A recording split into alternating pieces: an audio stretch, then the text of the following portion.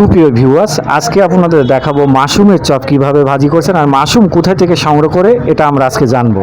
সুপ্রিয় ভিউয়ার্স, দেখতেই পাচ্ছেন এখানে কিন্তু বেশমের মধ্যে মাশরুম, এই মাশরুমের চপগুলো বিক্রয় করছেন মিরপুর বাজার পার্কে শাহী চপ ঘরে। আসলে দেখতেই পাচ্ছেন আসলে সুন্দর এই মাশরুমগুলো সুন্দরভাবে তৈরি করে দিয়ে চপ তৈরি করছেন। আসলে এই মাশরুমগুলো কোথায় থেকে নিয়ে আসো তুমি? এগুলো রূপপুর থেকে নিয়ে আসি। এই রূপপুর থেকে?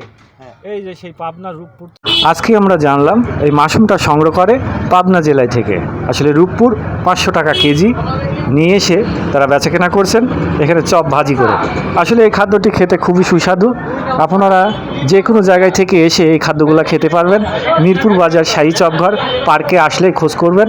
আর রোজা সম্মুখে বিভিন্ন আইটেমের ইফতারি তৈরি করবে তারা।